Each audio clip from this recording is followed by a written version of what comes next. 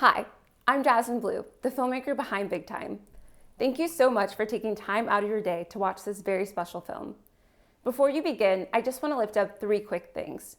First and foremost, you might have heard, but right now in Memphis, XAI has built a plant that's actively polluting Black communities in South Memphis.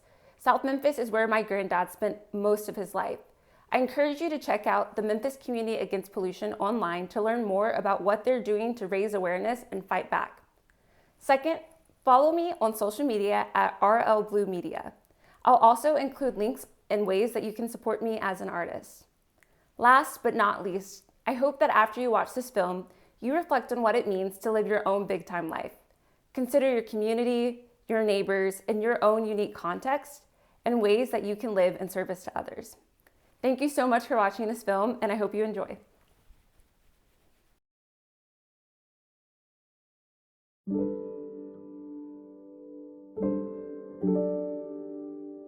Have you ever paid attention to how a pool is built?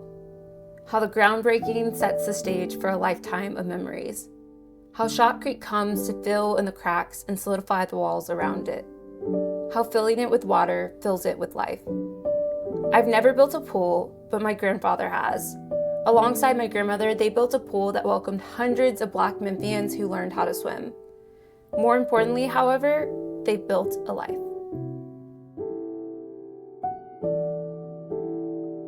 I grew up in North Memphis on Nicholas Street, where we had no lights, we had no heaters.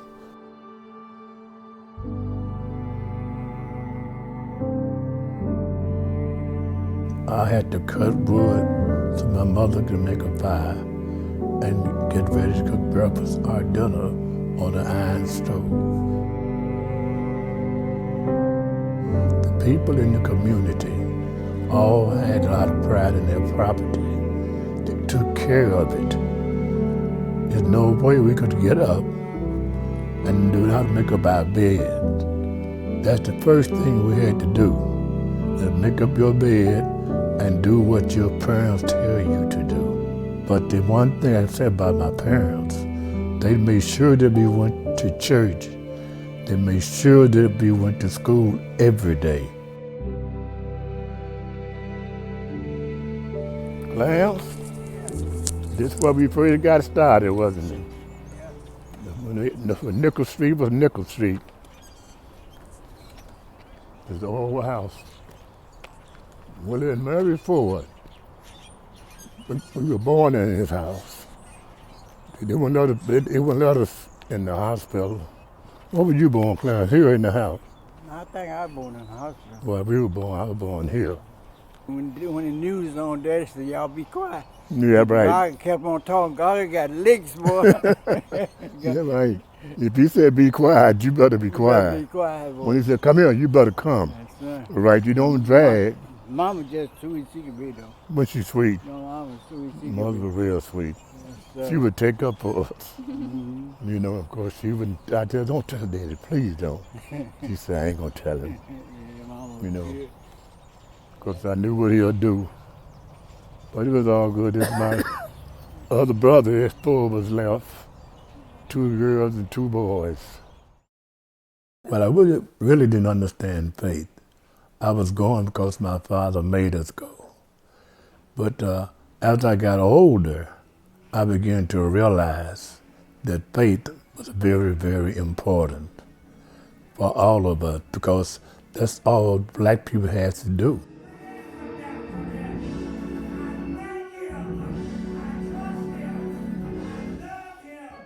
The church played a great important part in the faith, in keeping us out of trouble. We used to go on field trips like to the park and like to the recreation area, and we have Easter egg hunts around the church, and the church was the main important in the Black community.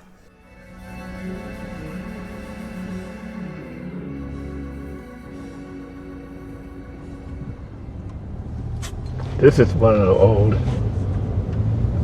Black history high school, good Black kids. Memphis did. Memphis was our school. And everybody was taught to love their school. And all the kids loved Memphis.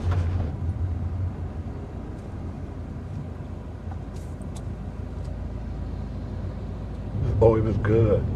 We had dances, we had activities, we had great crowds at our football and basketball games. Especially when we played Booker T. Washington High. It was a big rivalry because we were the two oldest schools. Booker T and Manassas was the only two black schools that they had. And all our family had to go to school in our neighborhood. We had a good neighborhood because we knew that my sister was coming behind me, my brother coming behind me, and we didn't have a choice, you know. So, but Manassas there started going down, they started tearing down the park. So, but they wanted to close Manassas, but the alumni got together, and we organized, and we fought it. So therefore, they built a brand new school there. Now over to my right over here where this fence is, this is where the old Manassas used to be when I was going to school. But they tore it down and built a new high school.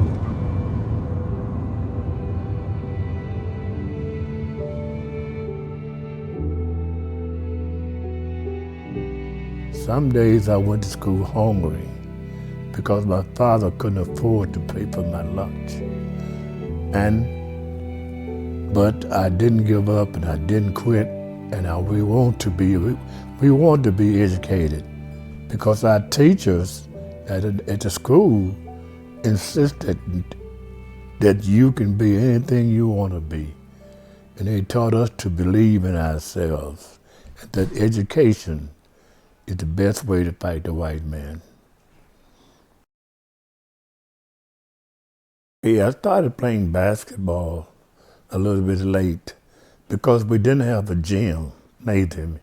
But we used to play basketball on the street lights, or we had an area at Manassas that we could play outdoors. And I got to where I really loved this game, you know, after I understood it and had some good coaches that were teaching us the fundamentals of basketball, you know. And I just fell in love with it, and I used to walk miles and miles just to go play basketball.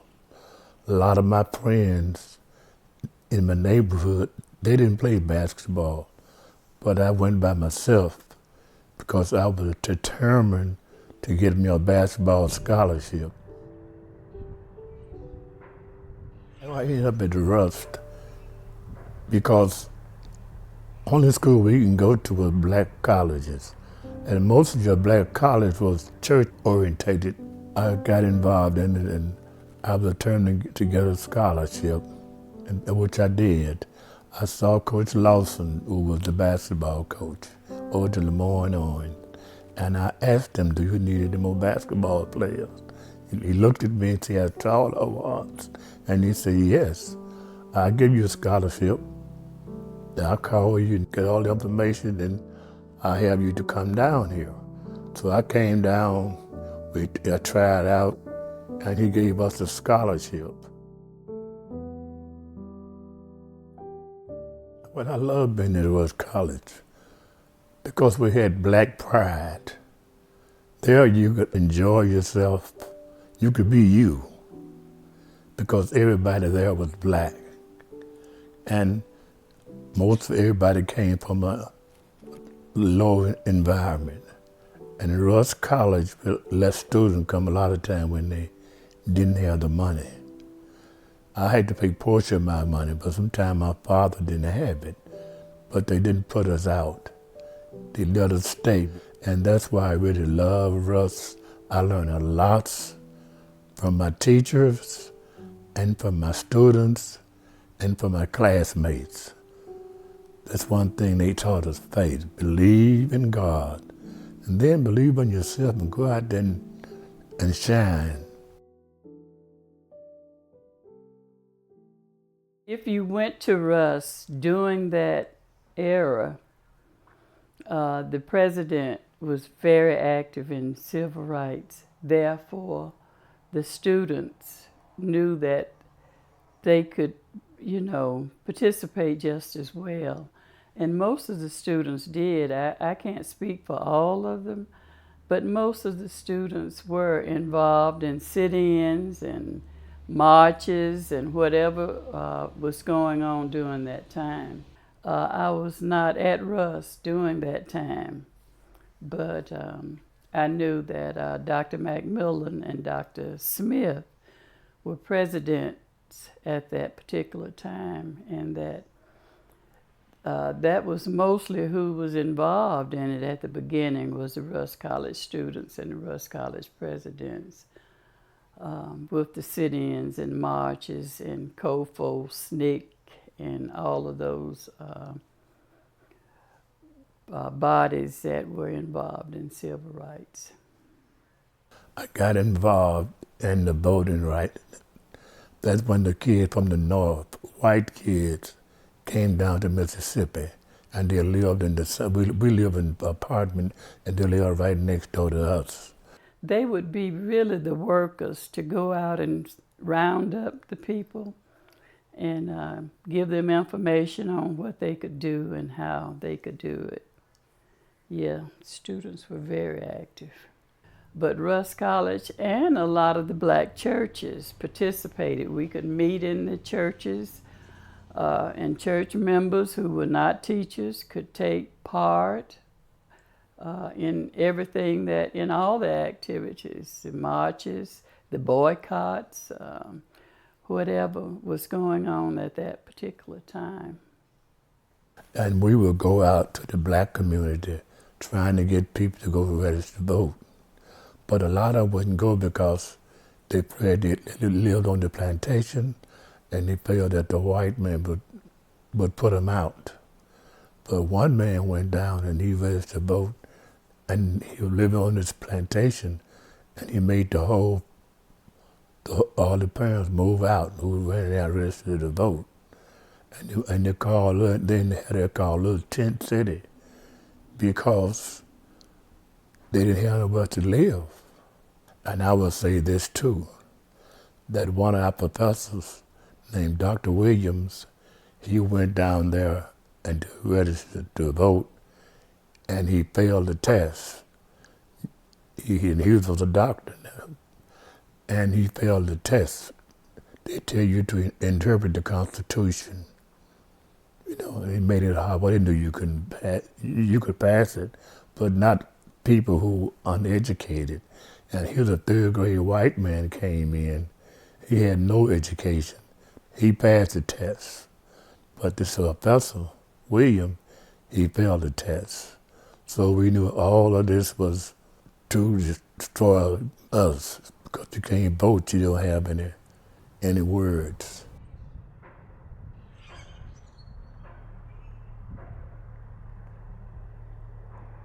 But what inspired me to be in the department here in Memphis was my cousin. His name was Sylvester Ford, and he was charged as a student nonviolent. And he kept asking me, "Time, we need some help. We need some more students." So I said, okay, I'll join up. So we used to meet at Mount Olive Cathedral, grandmother's church, years ago. And we were coming in, we would practice. If they hit you, we couldn't hit back. If they kick you, you couldn't kick back. If they throw something on you, you had to take it. You had to have a lot of courage, because you was going in some dangerous places and you didn't know how you were going to come out. So we prayed a lot and asked God to lead us and be with us. And so therefore we would go out and college sit-ins.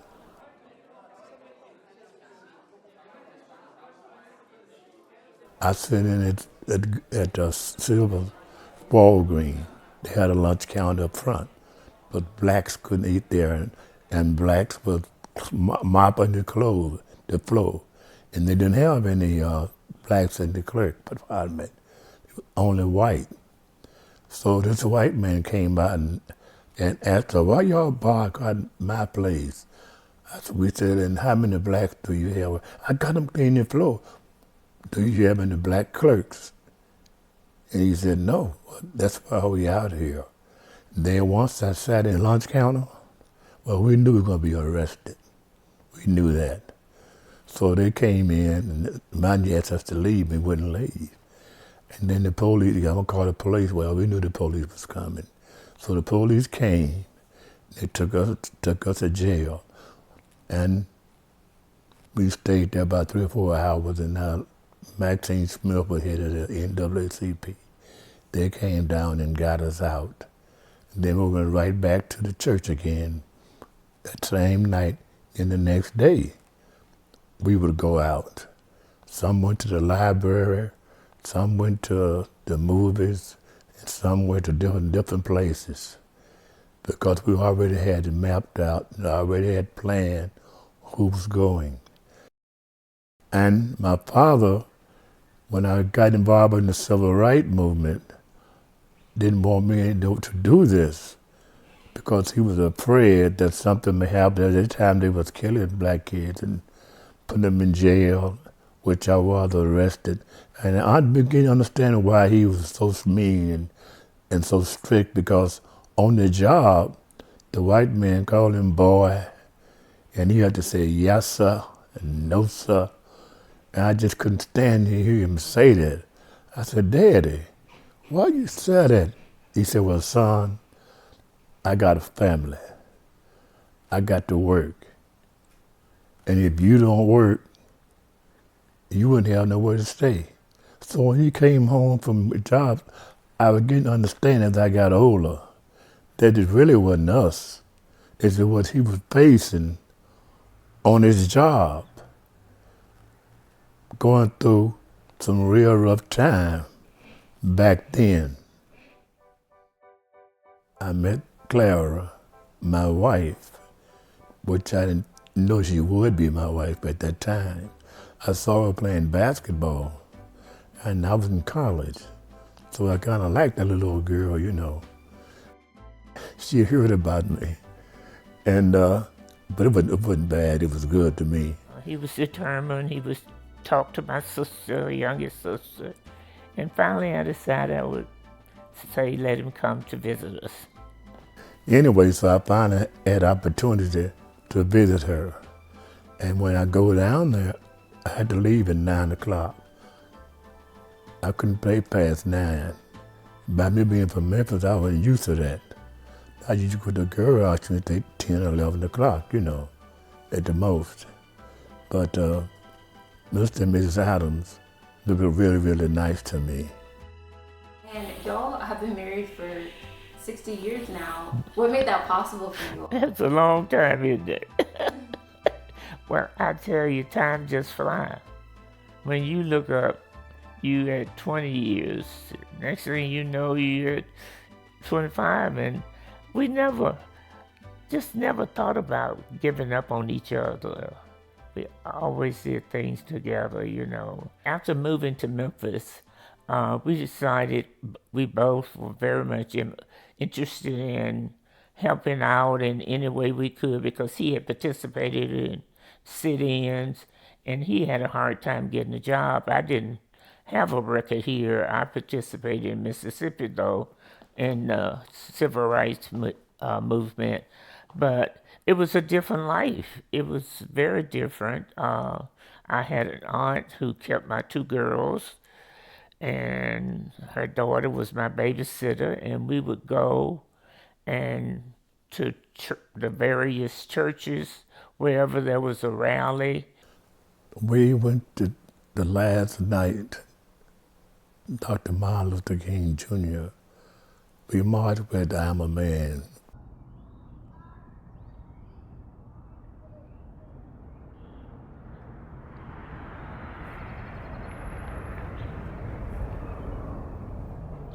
What do you think of this? It's beautiful.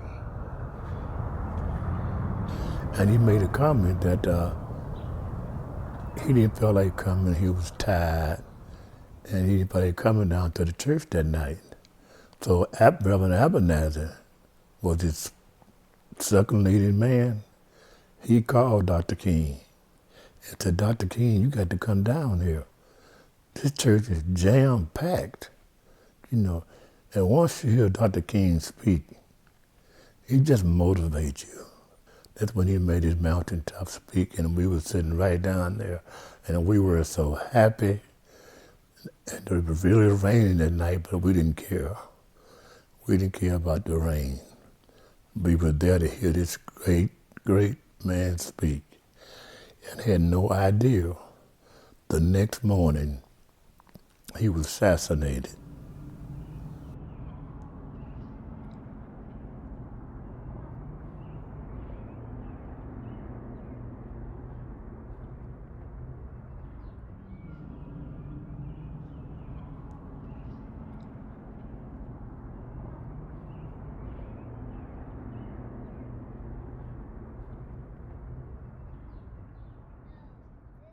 So when you were in the movement, were you ever scared? Like as a student activist, were there moments you were afraid? And when you were afraid, what did you tell yourself in order to keep going? Yes, I was afraid. Absolutely. Because you didn't know what could happen to you. It was just like going to war.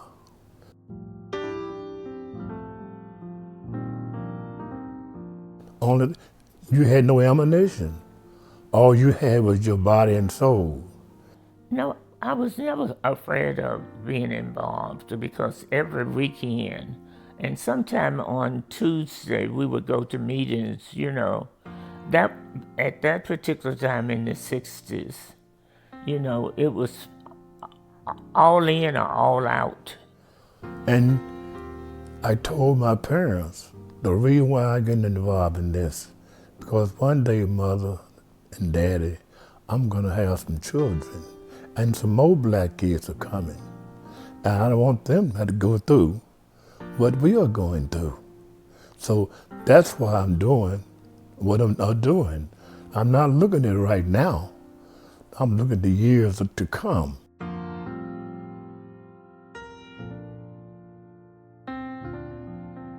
You know, integration was well on its way here in Memphis, but you still could not, you could go eat where you wanted to. You still had the segregation part of the school system and of the city. Memphis was a full-fledged city, and blacks were treated differently. And of course, I was used to that because I had been involved with Fannie Lou Hamer and pushed off the bus and all kinds of stuff. That didn't frighten me about being a part of the movement. We did that along with being a parent, being a church member. And with God's help and with our faith, we just believe. I woke up this morning with my mind on freedom, you know. We have a lot of songs that we'll sing to help motivate us. And it kept us motivated. Some people who in Memphis wouldn't get involved. They were scared, you know. But we just had that courage to stand up and do what we know was right. Because we figure God is on our side. And He's going to be there with us all the way. I think being a parent, that is a great thing. Because like I said, I was so excited that we have had our first and second child. We were happy.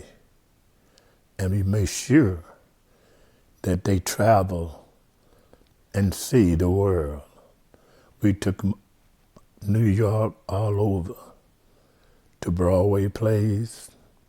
We took them so they could be exposed and let them know that regardless of what your condition may be, you too can do this when you have kids.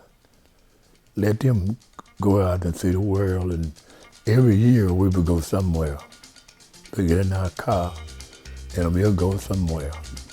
Canada, Montreal, Canada, and different places. And we were so excited about to have kids. We were really happy. And I was proud to be a father, you know, of two beautiful young ladies.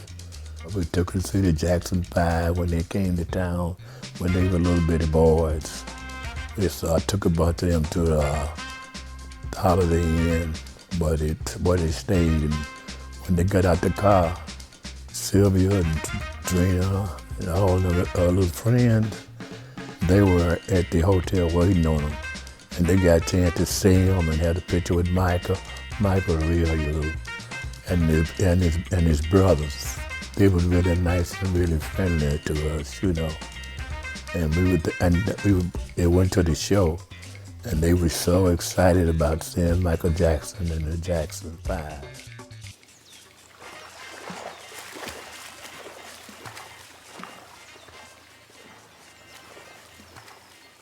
Growing up, they had a pool, and we would go to the pool every day and swim. We had an excellent good time. And from there, when I first put my pool in, I put it in for my family. But the little kids out of here came by my fence asking me, can they swim? And I said, no, this pool is for my family. So I started thinking about this. I said, now I've taught swimming lessons at the Ellie Brown pool where I was a lifeguard.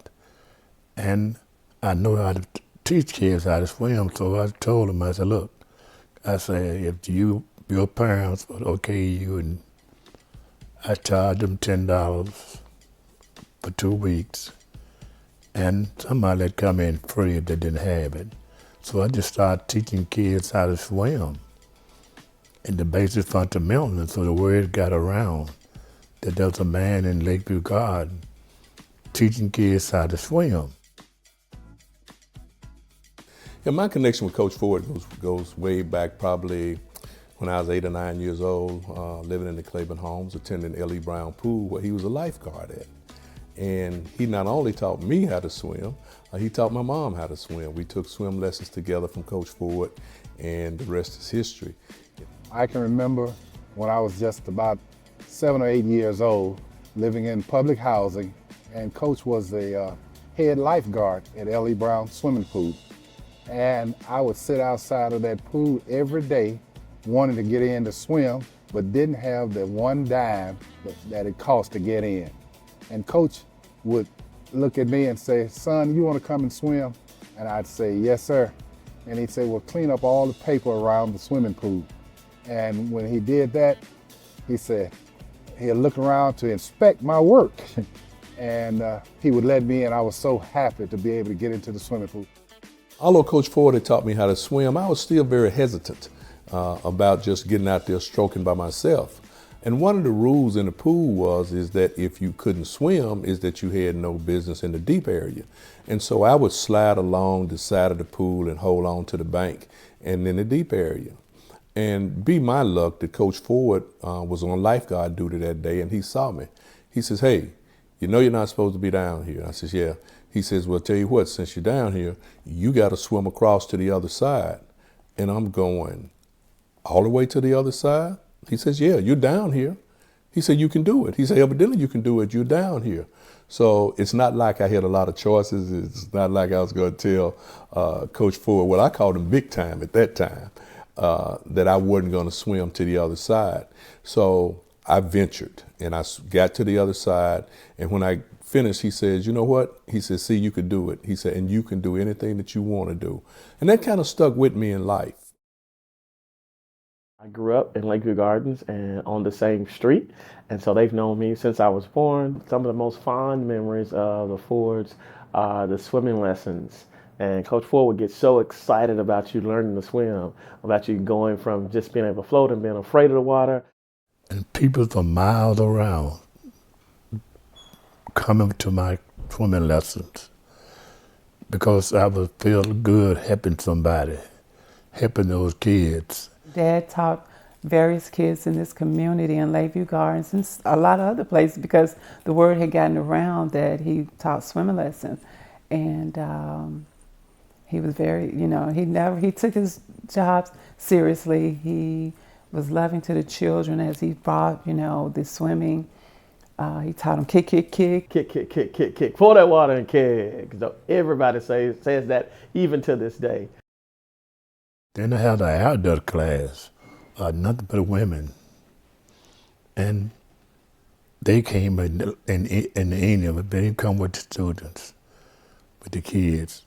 Then they'll never forget that there was an 81-year-old lady. Her name was Miss Lee. And she said all her life she wanted to know how to swim. She never did learn. So she said, can you teach me? I said, yeah, I sure can. So we got in the pool and I started demonstrating and showing her the basic fundamentals. And she caught on real quick and real good. And she learned how to swim. And she was so excited. And I was so excited for her. Everybody, my friends, I grew up with, remember the time and cherish the time of the swimming pool that my mom and dad had built here. He used to always open up his home, pool, basketball, whatever, it doesn't matter, as long as you're being respectful. It was so important to me because out here, in this area, it wasn't no pool. It wasn't no public pools. So the kids really didn't have nowhere to go to swim. So they all started coming to, after I started teaching swimming lessons, I got involved, and they started coming here because I would teach them and I would work with them, and they parents would go on vacation sometime. Those kids had to sit and watch the white kid get in the water and play, and they couldn't. So I said, now this is a good thing for me to start doing, teaching these black kids who think they know how to swim, but they don't know. And so I started with that in mind, to help others, to give back. So that brought a really additive thing to our community. And also we used to have swimming parties, which was really fun. One time he brought barcades there to the swimming pool, and we had like a little concert, and it was really groovy. It's like you having Jay-Z or somebody in your backyard performing, and he just had that. He had that connection with people. People liked him, and they respected him. The pool was a great part of my childhood because every summer you knew that pool was gonna open in our grandparents' backyard. And it was one of those things that my cousins and we would look forward to doing every summer. So of course we had the basketball camp that we would have, but we would come home, wind down, spend hours in the pool. Some of my earlier memories, it started off with me witnessing my father and my grandfather teach young people within our community how to swim. It also led to me having the opportunity to eventually get to the point where I was teaching others how to swim as well. It's so funny because I'm like this 7-year-old kid swimming around in a pool, literally swimming in like a 10-foot pool, not without any care in the world. The pool, you're talking about excitement. I mean, every summer, like I said, spending hours and hours in the pool, hanging out with friends at the pool, my cousins. It was just such a delightful memory. It really did have an impact on the community because there were many people who they wouldn't have known how to swim otherwise, because they came to our house, they would get the swimming lessons, and it would literally stay with them. They'd be like, oh wow, like your dad, your grandfather, they really taught me how to swim. And it's always a memory that they would speak on with like fondness, excitement. So the pool, it had a great impact on the community. Well, I wanted to be in school because I couldn't really leave me out of high school, go to a lawyer school, or go to a school that offered law. And plus I had a family. So I had to go to the job that I could get. And plus I enjoy dealing with high school kids. And I really loved it. And it was a great experience, so I want to help other kids who people say that you cannot do it. I met Sylvester as my first job teaching in Byhalia, Mississippi. We taught at the same school, Henry High School, there in Byhalia. I was the librarian and he taught history to the high school students there at Byhalia. That was the College Bowl that we were working on together, where the students would read the Commercial Appeal newspaper and compete against other schools in the Mid-South. And Sylvester was one that was very talkative and very concerned about the students. And I tell them when I was at Byhalia, you can be anything you want to be. It's up to you. You have the ability, you have the desire, and you want it. That's the main thing. Then I went to Memphis City School System. At first wouldn't hire me, but eventually they did. They had to hire all the people that were involved in the city because it wasn't a criminal. I'll take you back to our days at Northside. That was when I first entered the teaching profession. And Coach Ford had been to New York to see a production of The Wiz. And he came back and put on that production. But the way we had it set up, modern time. The music, the lighting, all of that was sensational. And I admire him for how he did that, how he put it all together. And with all the cooperation of the students, and I believe, and all the students loved it. These people now, they're talking about Coach The Wiz. It was fantastic. They said, we'd never seen a high school, and they couldn't believe it, and you're a coach, and you know how to do all of this, you know. But the reason why I knew how to do it because we had an annual show in Memphis when I was in high school. We did that kind of stuff, shows, you know. So I got the good training from there because I was in it, you know. So I decided, well, I know what I do. I said, meaning, seeing the Wiz, and he and I got together, and we put it on. We put it on, and it was fantastic, really. That's another way of helping kids develop their talent. People didn't know they had it, but they showed what they did, and they didn't give up. But once I got to Oak Haven High School, it was an all-white student body. Only thing there, when they first immigrated to school, was black teacher went first. So I went to Oak Haven, and I really wasn't happy because I never dealt with white kids. I see them on the streets, I'll speak to them, or don't speak, or see white people. So therefore I went to my wife, I said, you know what, I'm not happy over here. She said, why not? I said, I just don't feel like I can myself, you know.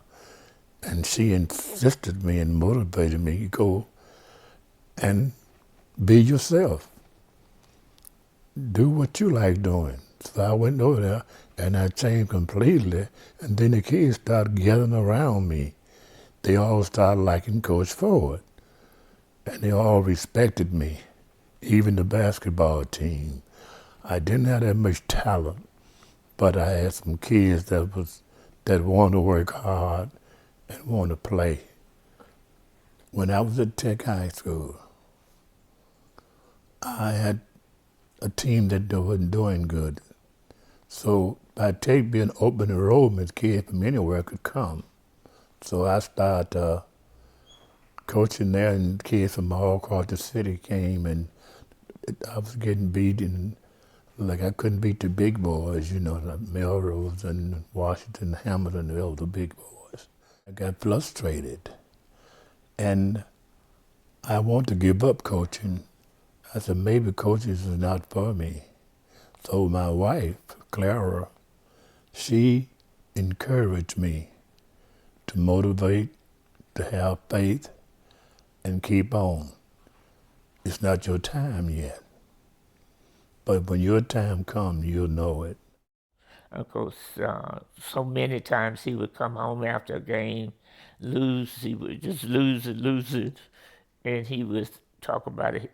He didn't think that was for him, that he was going to stop. I said, no, we don't ever give up. And I always try to encourage him, you should stick with it. It's going to work out. And she gave me a lot of motivation speeches, and she really encouraged me to continue.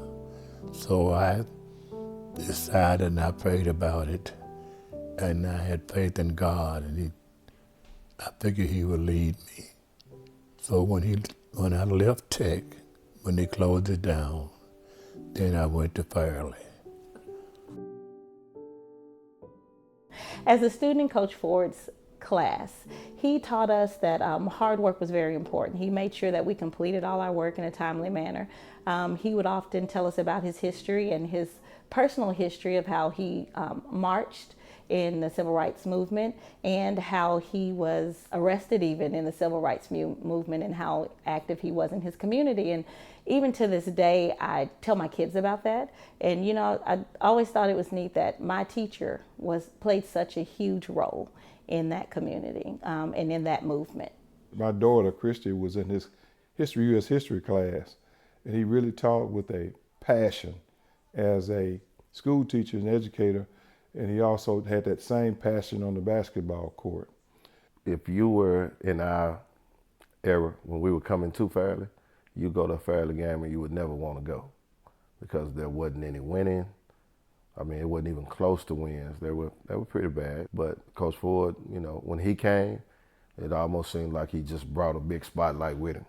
Because as soon as we got there, it seemed like all lights were on. When I heard that he was going to be our high school coach, at that time I was thinking about going to a school called Westwood, where they had a coach called Coach Daniels.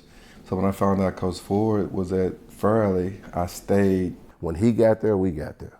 So we all hit the ground together. Well, I remember he used to always tell us when the lights come on, I want to see who's going to be able to show up. And I think we lived up to that pretty quickly.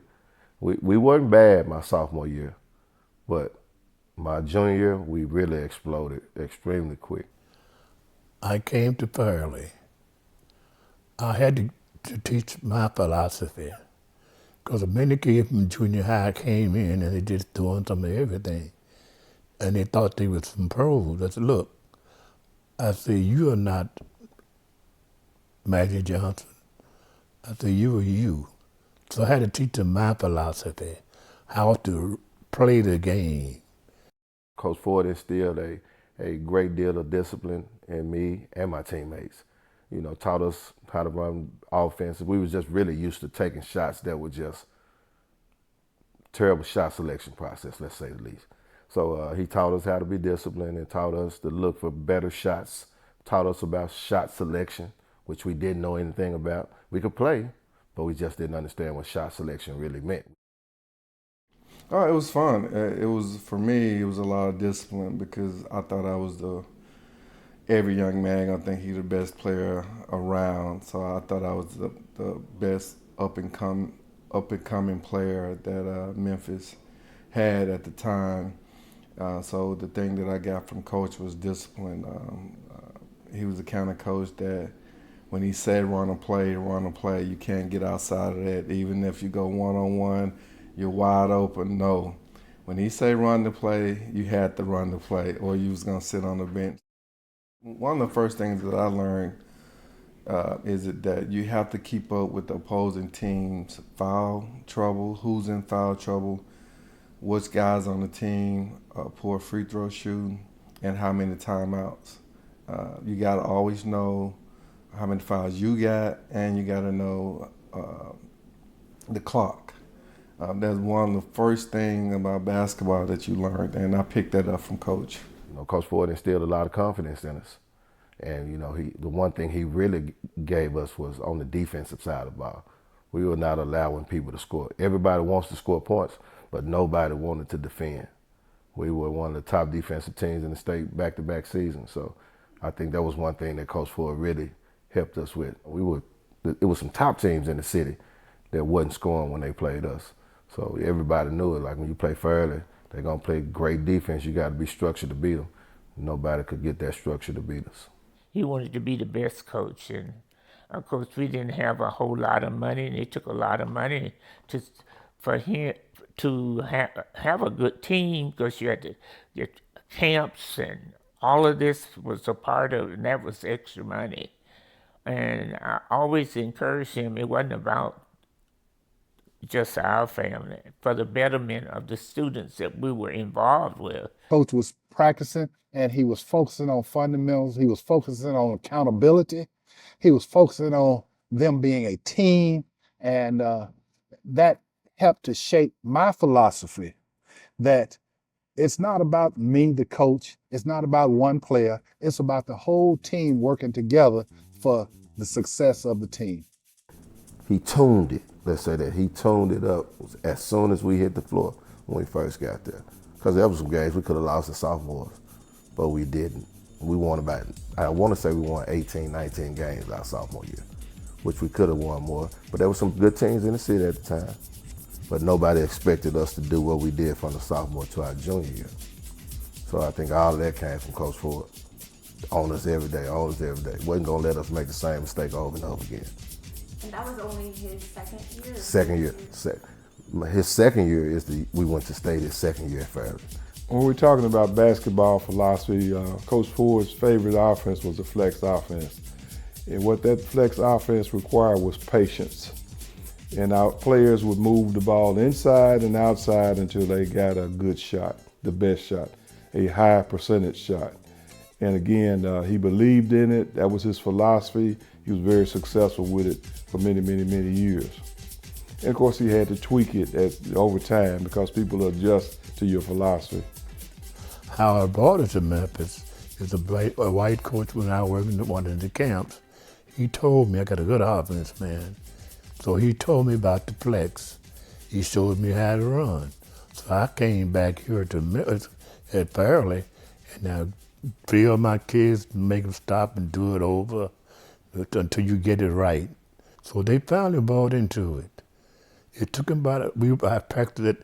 Everybody said black boys can't learn the system. You had to let them run and shoot. Well, I felt different. No, they can learn.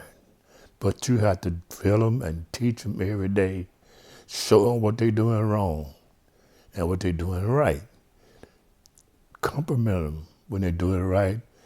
When they do it wrong, then you have to chastise them a little bit sometimes, you know. And they began to really learn the fundamentals. They began to believe in what I was teaching them. That's the main thing. I said, you got to believe in what I'm teaching you. You may not understand now, but later on you will.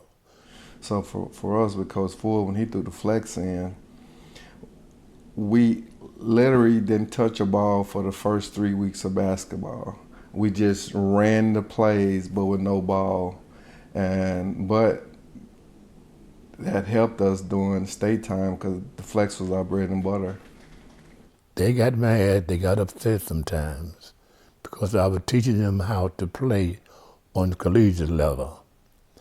And once they got to understand the teams that I would play against wanted to beat, but they couldn't defense the flex because I was the first one to have it and to bring it here to Memphis. Our junior season, Central started ranked in the state. They were ranked in the top 10, and Hamilton was as well. And we were a team to watch. So we ended up beating both of them 4 times that year. And everybody was like, well, how did that happen? Because Fairleigh was that sophomore year, they wasn't good at all. We were okay, we was just filling each other out. We were learning Coach Ford, and Coach Ford was learning us. So our junior year, we just took over the area. Fairleigh was the best team in the city, hands down. And then it continued our senior year. I want to say we lost 5 games my junior season and 2 my senior year. 7 games in 2 years was unheard of basically during that time, but you know, Coach Ford, his structure, even in practice, you know, he had a list and that's where we were going. So at Fairleigh High School, from a fan perspective, picture it, it's Friday night. it would be Fairleigh versus Hamilton or Fairleigh versus Mitchell. You're walking in, the band's there, the fans are spilling into the stands, they're loud, they're ready for the game. The gym would be packed and standing room only in a lot of cases. People are all on the stage. The bleachers are full, and the energy level is super, super exciting. And then when we came out, we had a little chant, "Are you ready for the show? Showtime. Are you ready?" So once we came out, then the fans got into it, and we started getting up over the rim, not actually dunking the ball, because then you couldn't dunk the ball and warm up. But the energy level, it was unbelievable. The atmosphere back in those days, I could go back to when I was in middle school and going to see Corey Beckman play. The crowd, the atmosphere, just the song Atomic Dog by George Clinton. They coming out on that song and how the crowd was just getting hyped, and it was just something I wanted to be a part of. The bands, they would be there for the halftime show. They'd be showing out, just essentially putting on a performance for everyone. So when we're talking about a game, we're talking about fans that are like diehard cheering for the game as if it's an NBA game. We have alumni that are coming in who are proud to be a Bulldog. Just an overall, an amazing experience. It was definitely one of those you had to be there to really get it.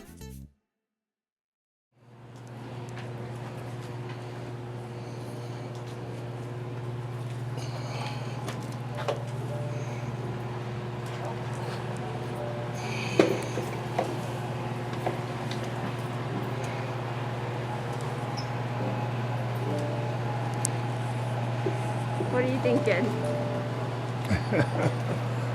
Bringing back a lot of memories. Yeah? When's the last time you were in here? Year before last, I came back to watch the high school team play. Fairleigh play the game. I used to come and Deuce was coaching. Watch them play. There's all my banners on the wall. How you doing? All right. How you doing, man?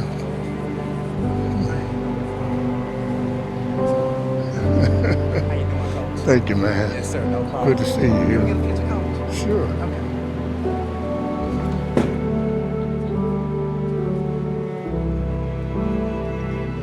Football coach over here. Oh, yeah, you got it on me.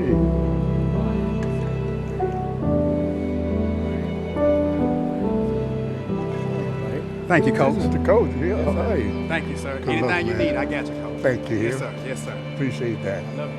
Love you too, man. What does this make you feel? Make me feel good.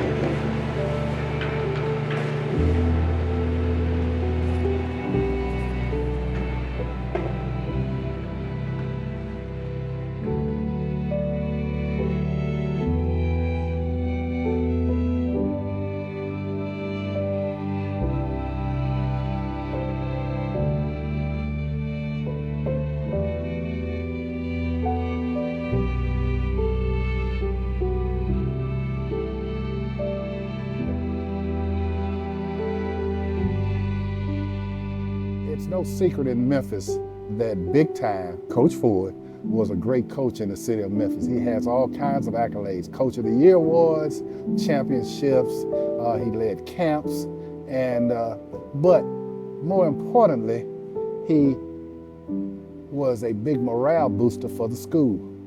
Students, faculty, staff, and the community rallied around Coach Ford's teams. We have a lot of graduates who come back to watch the games because of Coach Ford and his teams. They travel.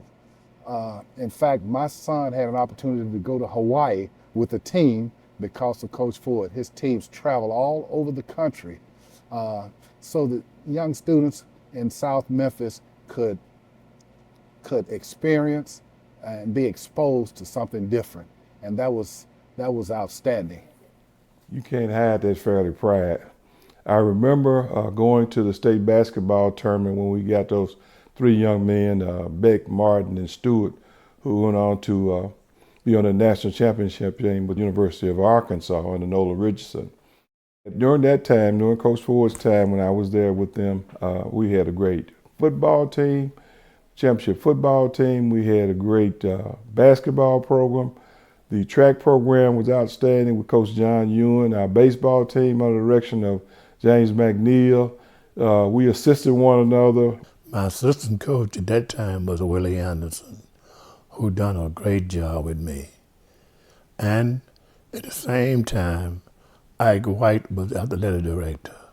He worked and he helped motivated us, and he would talk to the players about being successful.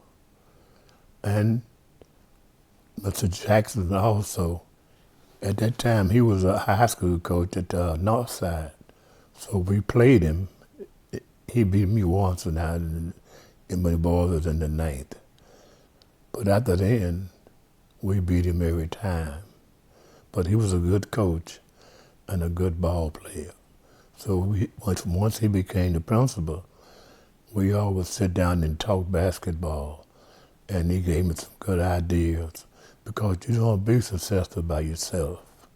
You have to have good people around you that for you and want to see you do good.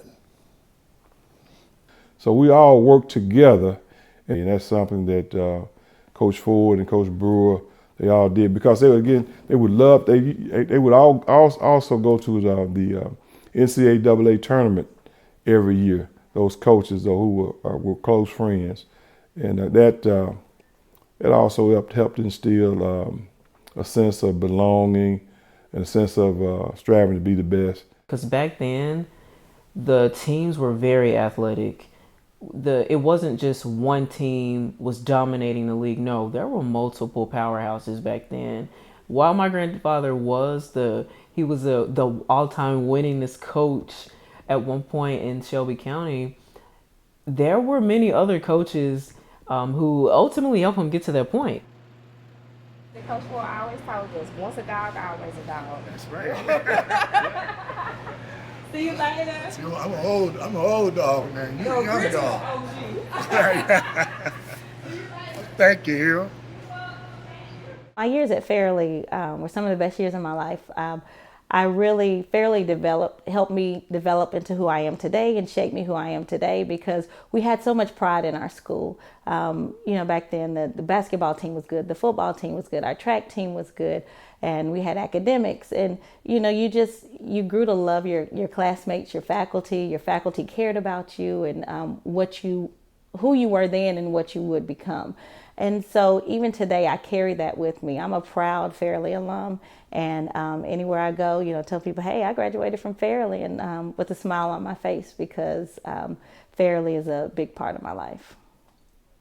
I am the first coach that had 3 basketball players on the same team that won the national championship in 1995.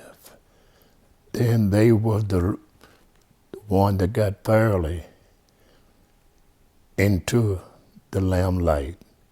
Then a lot of players from other schools wanted to come to Fairleigh. And that's how I built my program up.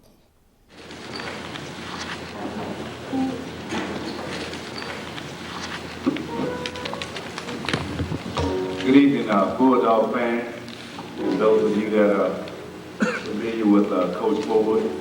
This night, we're here to celebrate and also give honor to Coach Ford.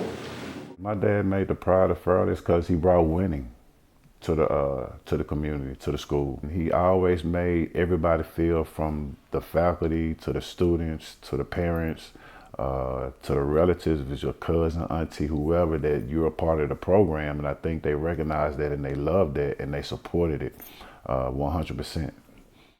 Every member of the group, first of all, will always be so special to me. Like you said, it was like a family. So it's like it was home away from home. We were always together. We traveled a lot. We did everything. So you knew someone always had your back. You knew that somebody was always there on your side. And even to this day, several of us are really, really close and see each other on a regular basis. He made sure that we were always, like I said, all together. No one person was more important than the other person, and that we all needed each other to be successful. So if I failed, you failed, regardless of what the individual did. Probably one of my most memorable moments with Coach Ford is probably when I was, after we lost the state tournament my senior year. Everybody was kind of expecting us to win the state. This is March Madness time. And when we get there, we were leading the game at halftime, and all of a sudden, we were playing that 1-3-1 defense, and it looked like the kids ran out of gas. And we ended up losing the game. We never won a title, but we won a lot of games, and the community, I mean, they backed us the whole way. The first year we went to state, it was a line, it was us, the bus, and then a line of cars trailed us all the way to state, but we lost the first game. But it was a learning experience. We were all down, let's say that. We were all down and upset about the loss. And he just kind of taught us about life. This isn't the end of life. This can't dictate your future. Because you lost this game, this doesn't control anything about you. You still have life to live. Y'all still have college you're going to attend one day. So don't let this be a stumble. Kind of let this be a little spark for your fire to keep yourself burning, keep yourself grinding. And I still use it today. When we were down, how not only did it just hurt us, but you could see when we were down that it affected him as well. Because everybody's happy when you're winning. And then, of course, I've seen coaches when the team lose, it's their fault. Coach Ford wasn't like that. When we lost, he lost. Man, when we took that loss at the state tournament my senior year, Coach Ford was really affected. We were affected. It was almost like somebody just cut a half of the house off and we lost it all. So, that's why I tell people we were a family for real. We were extremely close. Of course, you hear kids out, man, I don't like playing for him. Well, you love playing for Coach Ford. Because when you're wrong, you're wrong. And that's one thing he always said. Now, if you're wrong, you're wrong. You just got to accept it. He taught us how to be young men at an early age. And I think that helped us progress quickly as we did. But, I don't think I could have did it playing for no other high school coach. I ain't going to say I could have. We couldn't. So I'm not going to say me. Our whole team. Coach Ford taught us a whole lot. When I think about Coach Ford, I think about our game with Melrose in 1993. And the game is on the line, and it's lose or go home. And everybody's looking for Deuce to get the basketball. He was McDonald's All-American with some of those great players, Jerry Stackhouse and all those guys. And we throw the ball down the court, and the ball is like suspended animation. And Coach Ford says, Lord, you've been with me a mighty long way. Please don't leave me now. And we ended up winning the game and going on to the state, and the rest is history. So that was a great moment. I'll never forget it. We talk about it all the time. We played the state championship game.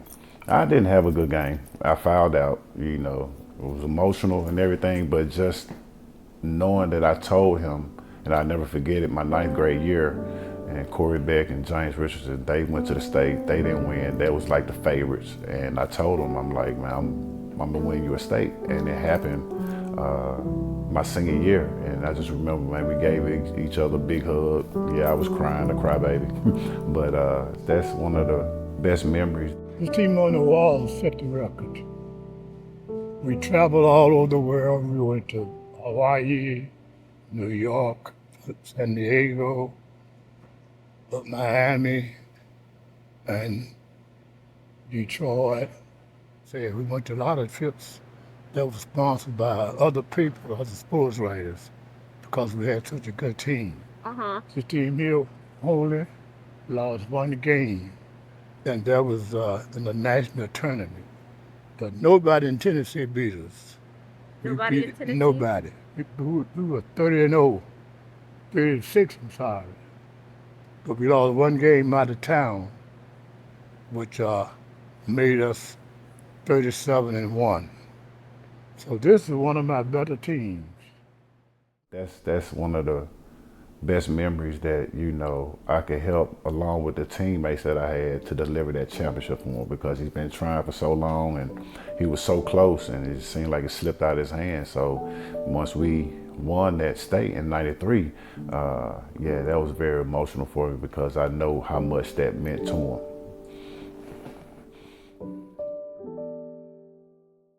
So this is the Reverend Baskin Family Life Center. So here at at the Family Life Center, this is where we had the beloved Coach Ford basketball camp that happened every summer on an annual basis. This camp, it was essentially a staple in the community for children and young adults to not only learn about basketball, it was an opportunity for them to have something to do besides just being around in the streets and things like that, to ultimately teach them about life lessons and teach them about different careers that are also within the community. So our beloved basketball camp, it went on for about, I want to say about 22 years. And a memory that I have about the camp is standing in front of that area over there and everyone getting together and taking our photos. So you have people, we had campers as young as about 6, and it would go all the way up to about 18. So gathering all of us for that photo, it was pretty much one of those memorable moments about the camp every year. So Middle Baptist is special to Granddaddy because when they first moved here to Memphis, this was their church that they went to. So Middle Baptist, there's a very strong and long-standing relationship between this church and our grandfather. He came up with the idea of summer camp, the basketball camp, because he felt it would be important in the community. He's an educator, so he's really big on educating students. And he felt that Middle Baptist was the place to start that, to solidify something within our community for our students. Dr. Reverend Baskin, he was the pastor who was here for many years. Around the time that he started the church was a small building, and then it morphed into what you see here now. So Reverend Baskin, he's a big part of the history of this church. Very impactful, and not only within the church, also within the community.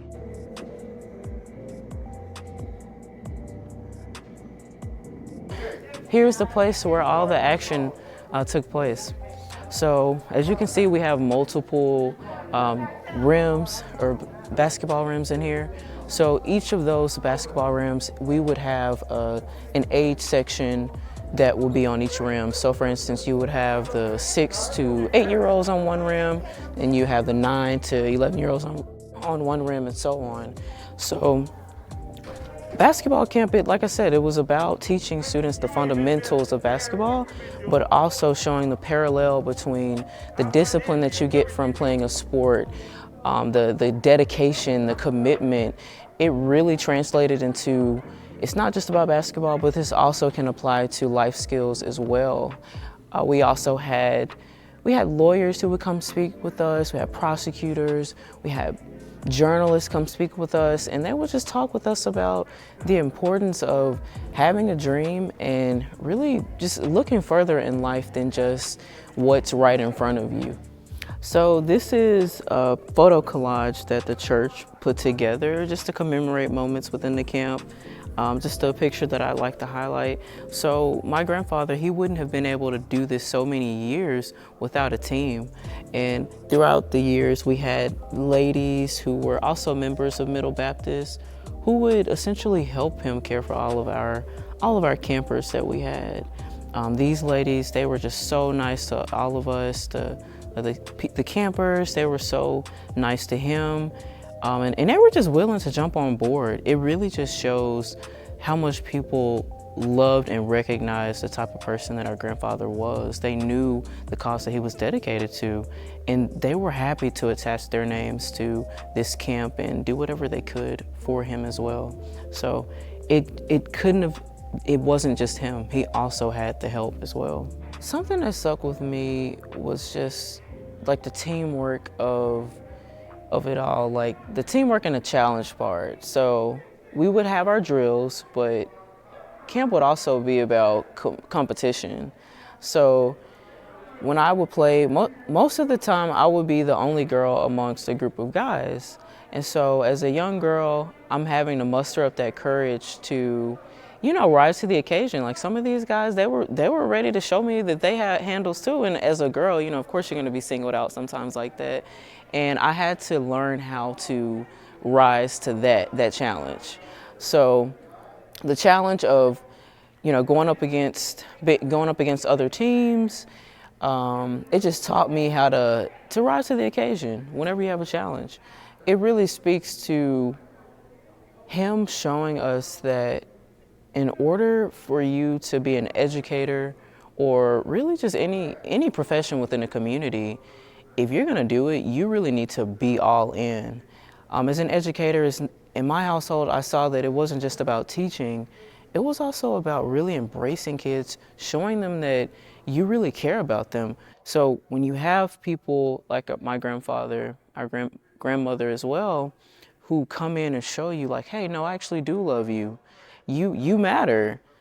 So like you said, him taking his summers and spending it with these kids for 2 months straight, it really just shows, he really cared.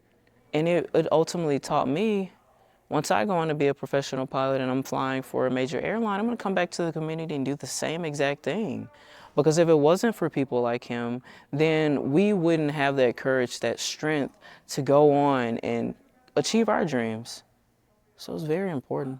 One of my most memorable moments from Coach Ford when I was in high school, we were playing a home game and Corey was late. We didn't know what happened or even close to what had happened. So somebody called and said Corey was in an accident. And, of course, the panic bells just started going off. And Coach Ford gathered us all together.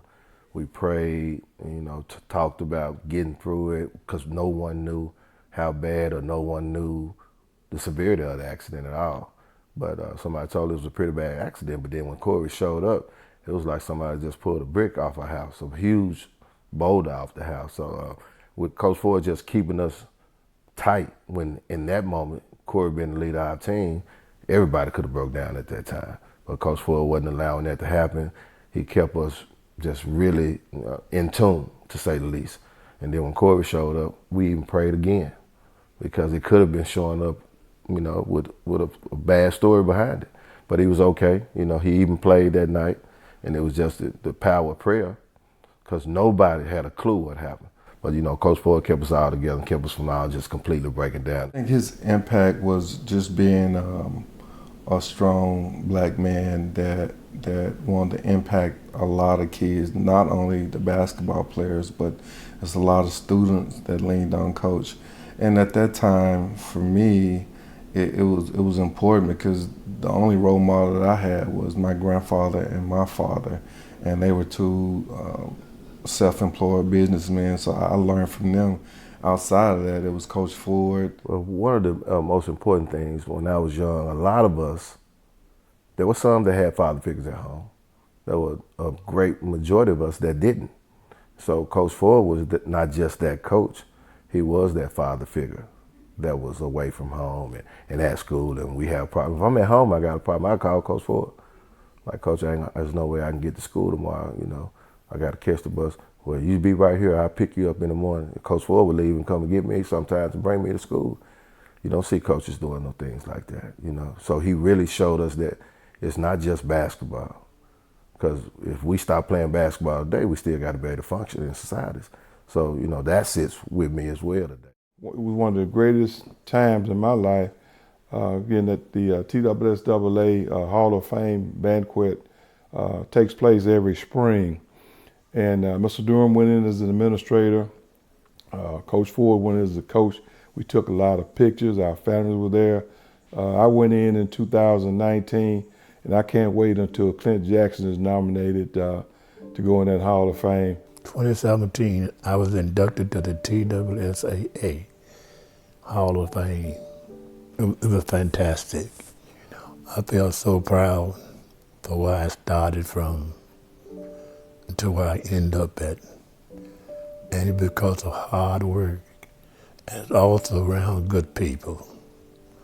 I owe my success to my teachers, to my coaches in high school and in college, and my basketball players, and most of all, the students at Fairleigh High School. My journey was where it ended. It started in Bahia, Mississippi. and to be part of the TSSAA, it's a great feeling. It's one that every coach look forward to becoming in the Hall of Fame. So my journey was a good journey. And I thank the Lord for this journey. I thank my wife for not letting me give up. It speaks to the Fairleigh community. It's really not about us. When you have an honor, when you have 3 people that were at that school for, I don't know, I served down there 27 years. Coach Ford came in '88. I believe he left in the early 2000s. Clint was principal there for 13 years. Mr. Durham was there for 13 years. So we really had a top flight program. Our parents supported us. We supported one another. And when you have a school like that, it affects the community. It has a positive effect on the community. When you have an overall program, a AAA school, you're not going to have a lot of crime. You're not going to have a lot of incidents. You're going to have good things going on. We even had a parade during homecoming. And again, many activities at the school.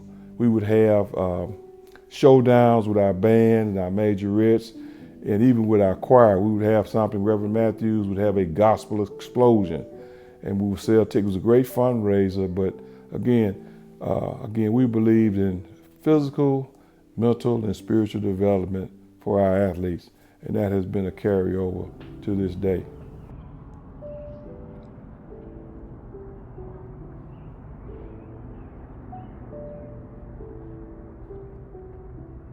I retired in 2011, and some of the people who worked in the system said they're going to name the gym after me. But Memphis had a rule that you had to be dead before they can do that. But Green Dot came in and took over and made Fairleigh a charter school. So they had the right to do what they want to. So my best friend named Sarah Lewis, she had a lot of voice, and she knew the man who was in charge of Green Dot. So she called him and told him, we want to name this gym after Sylvester Ford Sr.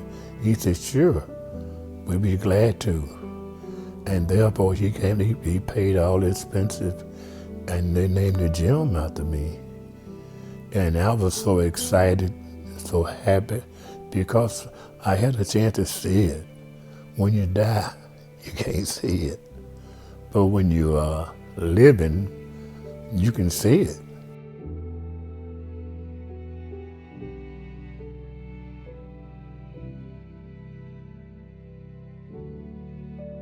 And I believe it's probably 1 or 2 more guys that I know that have a gym named after them. And I felt great. I was so thankful to the Lord, because He the one made it happen. To my success, to my happiness, and I'm so happy, and I'm so thankful that I'm still alive. I'm able to watch my grandkids and watch them develop, and my wife and I, we still together. We've been married 60 years, and we had our ups and downs, but we still loved each other, and we stayed together. When I said big time, I'm talking about Coach Ford. The nickname Big Time for Coach Ford means a lot. Big time means taking it to a higher level. You may be here, but whatever you have a part in, you raise it up. You make it better than when you found it.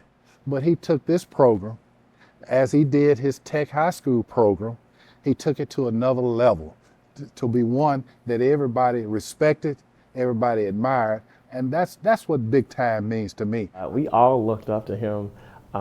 We would see him on TV from time to time. He sent so many students to D1 colleges that played for him. And then we met all of the top college coaches because they were always coming to see him. And so John Thompson, from Georgetown, some of the greatest names there. So we used to always call him Big Time. It was rumored at one point, it was always rumored that he was going to go and coach college and things of that nature, but he was always true to Fairleigh and stuck with making a difference in the lives of the high school students. Yeah, we called him Big Time because he was a person. Everybody called him Big Time because we just felt like he was that. When I first met Coach Ford was at Byhalia High School in Byhalia, Mississippi. That's where most of my family still lives and was from. And that's the first time that I heard Big Time, and I asked the same question you did. And one of the older coaches there told me is because in his playing days, he showed up big time when the stage was and the lights were the brightest. He showed up as a big time player, and that name constantly has stuck with it. Big Time is we call him Time because he did everything first class. Where he dressed, again, Coach Ford loved to dance. He loves to sing, so he's just a fun guy. Whatever you're involved in could be a big thing, and he just used that part of his name, his nickname, Big. He became a big coach. He was a big dancer. He was a big teacher, so it fit him to the T. When we first heard the name Big Time, we were all ninth graders. We hadn't even made it to Fairleigh yet. And they were telling us that Big Time was going to get the job at Fairleigh. We were like, Big Time? Who is Big Time? Well, when we got to Fairleigh and saw Coach Ford, that was our first time even meeting him. And after our first couple of weeks of practice and playing a little bit, his nickname should have been the Biggest Time because Coach Ford, his impact at the time in the gym was just, something we had never seen. He was extremely knowledgeable about the game. He was extremely knowledgeable about the past players and the kids that were coming, which was us. His intellect about the game was just something we had never seen. Not to say that the coaches we had already played for didn't understand things, but Coach Ford could break down every aspect of the game. He was a large presence in the school, and he would always walk down the hall smiling and spreading love to all the students and the players alike. And that's just what he is today. He's still Big Time, and he loves everyone around him, and he spreads that love. Even though he was popular in the day, he could reach the lowest person, I'll say that. No matter who they are, no matter where they come from. Like I said, Big Time is an expansion of who he is, He's Big Time. Now we go back into his granddaddy. He's Big Time with them. He take care and love them and there for them. He's a grandfather. He's a Big Time grandfather. He is a Big Time coach. He's a Big Time staple within the community. So Big Time, it really captures his legacy. It captures who he is as a person because it's not only just about him being a great coach, but he's just an overall fun man to be around. And just when you hear people say Big Time, when they see him out in public, they're like, Big Time. It's always like in an endearing way, exciting way as well. So Big Time, that name carries excitement, it's a legacy, just many things. Much of Big Time's success has been on the same plane that his basketball has been on. From the bottom to the top. He's been old phase loser, knows how to lose, no doubt about it. He also knows how to win. And he had the same compassion for his players that Mr. Jones had for us, and especially him. I'm glad his name passed that off.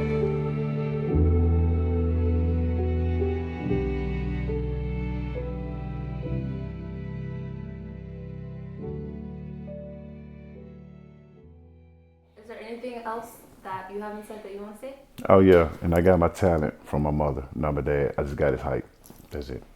At that time they played half court, my mom scoring 20, 25 points a game or whatever. And so I always say, they're like, where you get your talent from? You get your talent from your dad? I'm like, nah, I got my talent from my mama.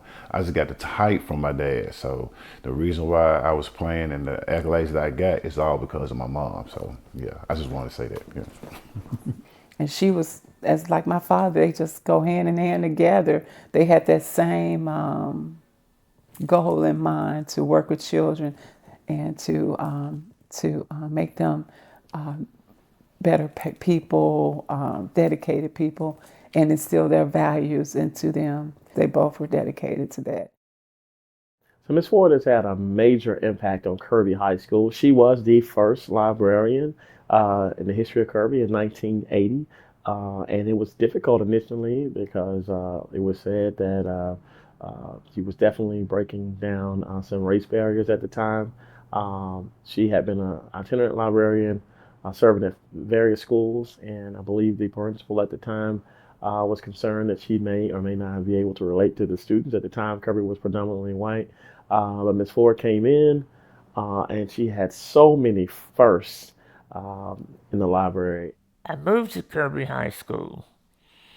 My first interview there, the principal told me he wanted to bring his librarian from where he was coming from. I said, "Oh, is that right?" I said, "But do you know me?" He said, "No, but I heard a lot about you, but I'd be more comfortable with the librarian at my school." I said, "I don't think that's going to happen." I said, "'Cause you can call and ask the personnel director, who was Dr. Folis." And I said, "I don't think she gonna do that." I said, "But I'm headed back to her office to let her know that you said that I would be a good fit for that school, because the school was more white students than black students." And I told him I didn't have no problem with serving all students. The students definitely cling to her, students of all socioeconomic levels. And as the school changed and the demographics of the school began to change, Ms. Ford was still able to make an impact on so many students.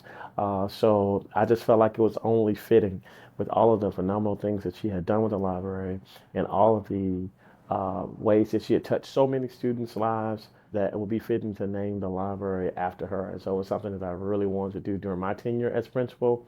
Hearing all the stories, seeing all of the different things that she had done, I was just like, we've got to do something. We've got to do this. And so it just became something I made a part of my work here. So I hope for all my students that when they walk into the library now and they see the Clara Ford Library and Media Center, for them to know that foundation was laid by Ms. Ford. The phenomenal library that we have now wouldn't have been what it is had it not started with the foundation that she built. And just for them to know the history of the library, the history of the work that went into all that we are able to have and enjoy in the library now, and what she stood for as a person. And that was just the up mobility of students being able to achieve and excel at high levels, and students having a love for reading. And so we definitely want them to see that and to continue that. And we hope that for years to come, she'll continue to come visit us and say hello and speak to our students. It was always through our faith and our contributing, giving back. We always felt that we had to give back. And we tried to do that in everything that we did. Just overwhelmed. As one of the speakers said, I was told that I was not equipped to be librarian of this school. And being a trailblazer, you don't let people tell you what you're not equipped to do.